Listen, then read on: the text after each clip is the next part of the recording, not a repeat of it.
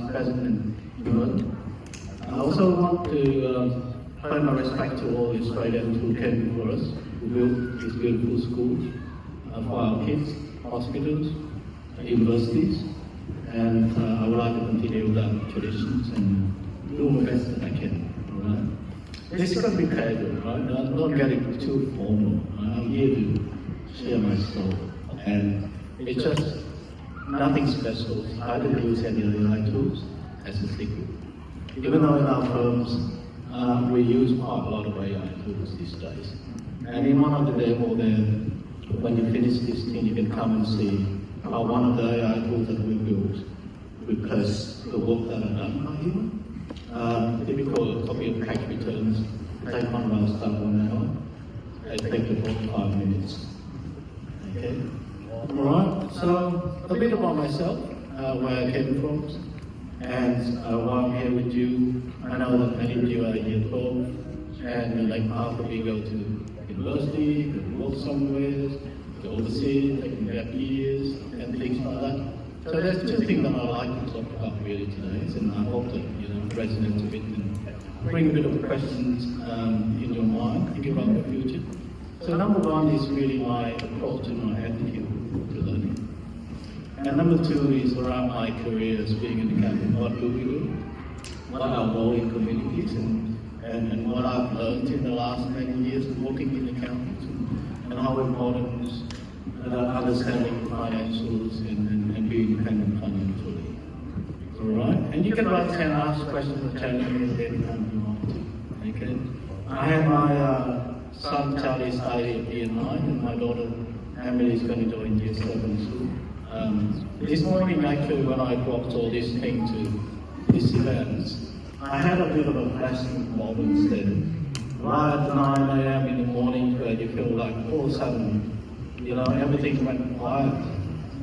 Rather than that, once you left school you remember that feeling, so that 8:30 to 8 to 9 to, everything's so crowded, parents rushing in, dropping the kids. I was there in one of the cars and said goodbye to my kids. I never heard that sort of silence. That reminded me of when I was a kid. You thought just like you guys. And that silence is when you go to school, you go to your classes, you learn, you talk to your friends, you prepare for the exams and things like that. So I came to Australia 20 years ago, exactly about the same time in July 2005. Okay? So originally I came from Vietnam. And for those who've never been to Vietnam, anyone been to Vietnam? Oh yes, what's your name? Yes, how many times to Vietnam? How many times have you been to Vietnam? Just one. Anyone else? Simon. Thank you. Yes. So, I tell you a bit about what education system in Vietnam is like and what the approach is like in Vietnam. So, at school in Vietnam, we actually start school at 7 AM in the morning. Okay, so kids like us, we wake up about 5-ish, get up and prepare for schools, get breakfast, walk to schools. The reason why we start so early because Vietnam, like in our days, which is in the 90s, we were poor. So we like to school. That means we would have 2 sessions. One in the morning, 7 people. Start at 7, finish at 12. And the second section would be 1 to 5. Okay? So, you just got to adapt, and that's how it goes.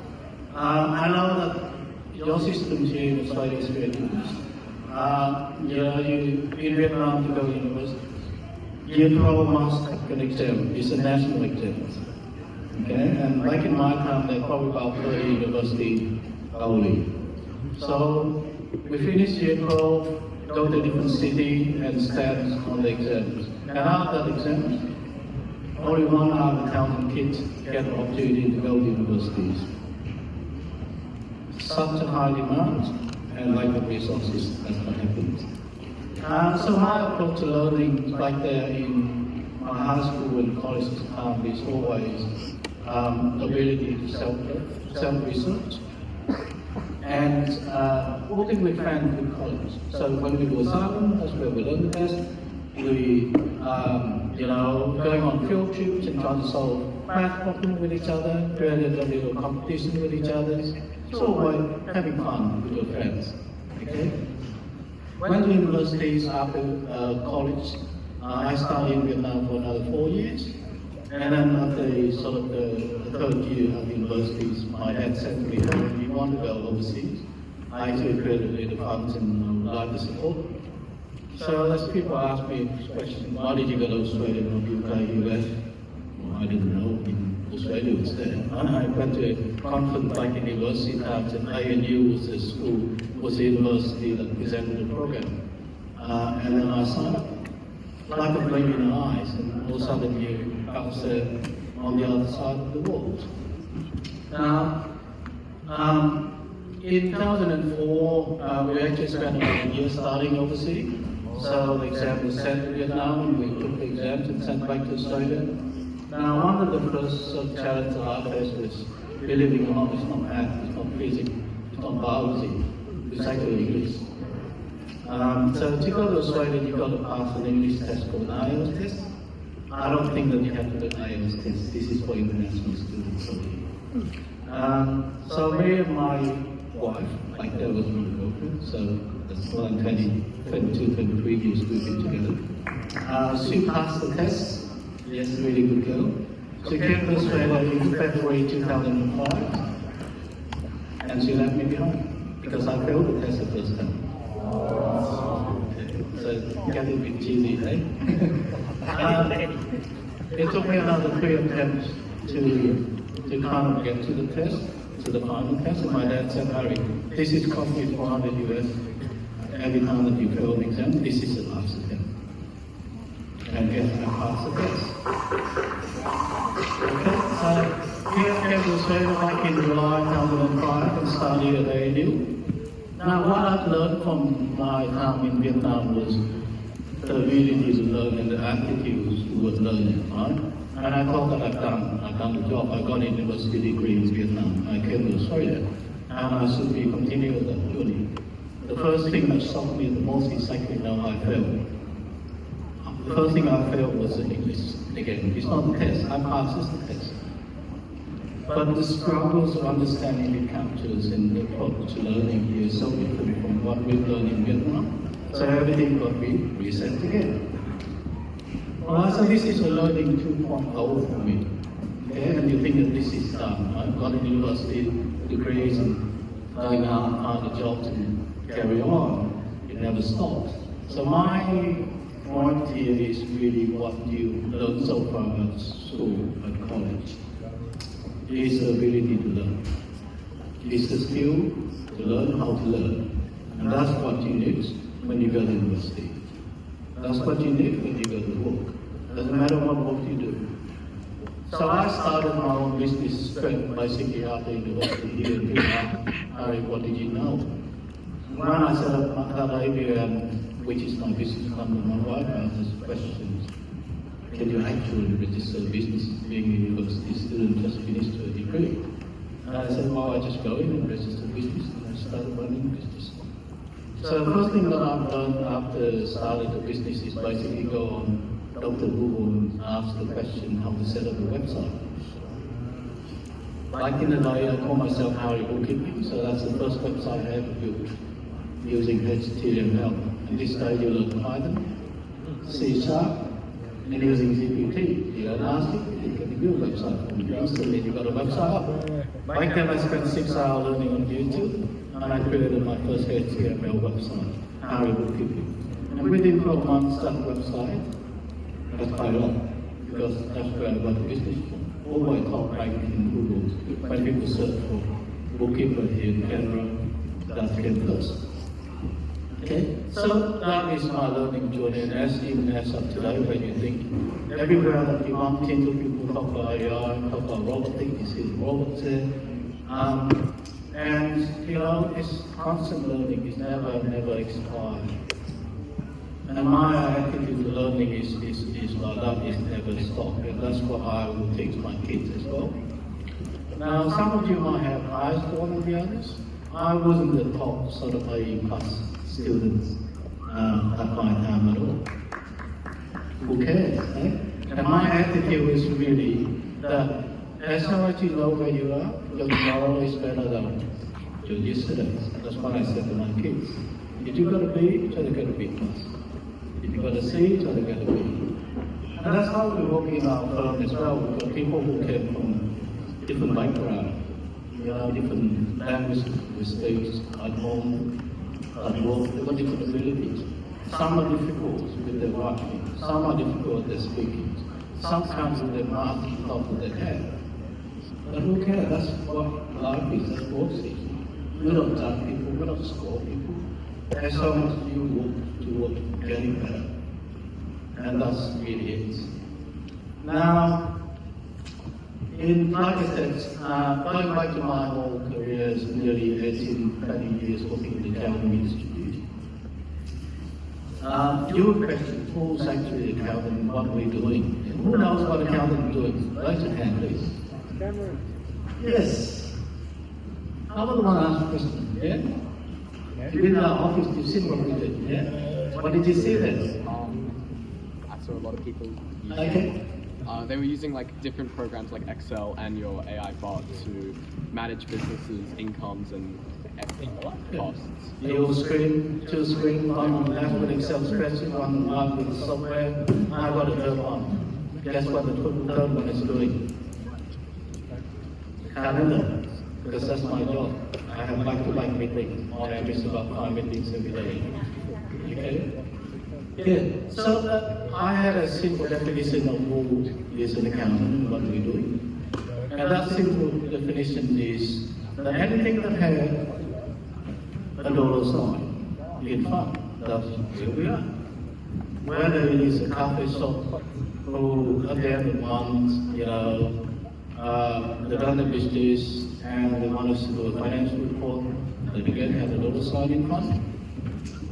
A hospital that buying supplies from the suppliers send an invoice, and we have to pay the supplier. That also have a dollar sign in front. Well, what do you really count it into? Because statistically, it's saying that 1 out of 100 kids in Australia won't be accounted. Okay, that is actually quite low. We want more. Now, so, like I said, everything that has a dollar sign in front, whether it's business, whether it's individuals, whether it's tax, that's where we invest our jobs. Okay? Now, like I said, my job is to work with a number of people's financials and help them understand how important it is to have a good financial hygiene. Whether individuals, whether you finish your universities, you want to start a job and buy your first home, buying your first car, getting a loan from the bank, or whether your business just started and want to scale up, you really smart softwares and want to go overseas and do all those skills. Okay? That financial understanding is super important. Now, many people might say, why did you start a business? And I would say, well, it's not passionate is in accounting. My dream is to be a businessman, all that sort of bullshit, blah, blah, blah, blah. I'm here to tell you honest truth. Is that really, as a young person finished university, I work for money. I work toward having to be financially independent. Because I spent most of money on my parents' savings in my university degree. And at that turning point, I never want 1 more cent from my parents. I want to be independent financially. So we got into a lot of jobs. 3.5 days, I wasn't quite happy with that sort of work. Well, I started the business so that I can run all the handbook. I work in the weekends, I work on the night times, and then went to the point where I ended up managing 20 different businesses. That's where the tipping point is, and that's where I set up the first office and hired my first employees. Okay? So like I said, when you jump that financial motivations, it's honest, it's true. You want to be able to go out, buy family lunch and dinners. You want to go out and go travel. You want to pay off the mortgage. I still remember the first time where I signed up the mortgage. Back then, house wasn't that expensive. Right? First time I received the bank statement from the banks, and it showed that my debt was higher than the debt was a month ago. I rang up the bank. I was sitting, the accountant couldn't work it out. I rang up the bank and complained. I said, why? I've been paying my repayment every month and my bank balance, my debt balance is going up. And I still remember that day, I've learned that I got to get out of debt and be financially independent. When you are on the other side of the debt rivers, money started working for you. Also, that's really my stories and where I came from, my personal stories and how I built my businesses in the early days. So after about 5-7 years, we started growing the firm to the point some years that we're growing double the size. As today, we've got an office in Radford with 35 staff here in Australia. And we've got an office in Vietnam with more than 20 staff. And we're really proud of it.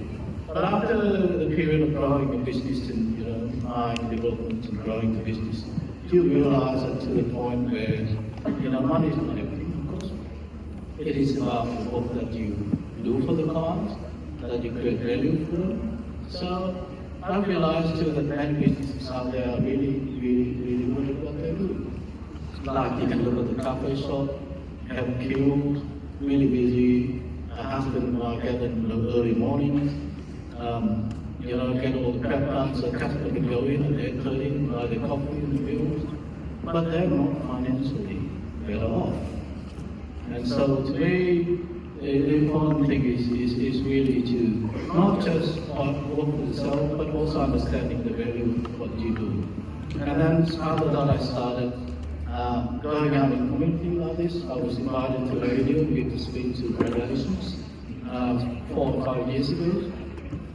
And other volunteer work, like last weekend we went to Sydney, like to running, selling sausages, bringing fun to other communities. And that's what I do as a person, and I felt that I came here by luck. My name was given by luck too. So when I was students at university in year 1, I went to work in a farm. So back in the days, go down and pick up cherries.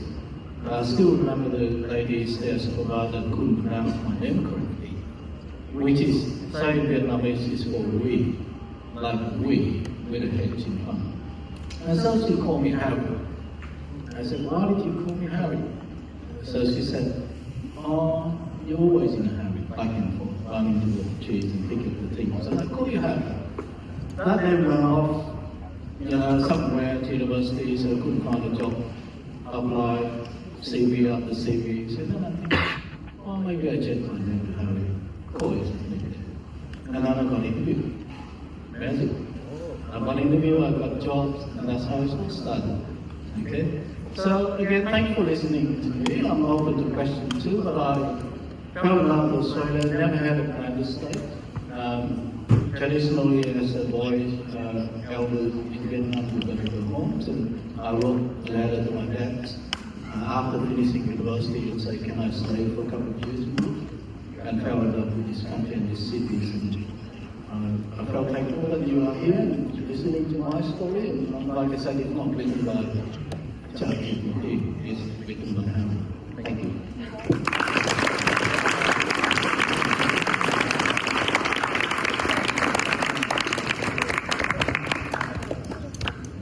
Thank you so much, Harry. Does anybody have any questions before Harry finishes up? No? Okay, well, our exhibitors have all been fed and they are ready to meet and greet you. You are encouraged to collect a careers passport if you'd like.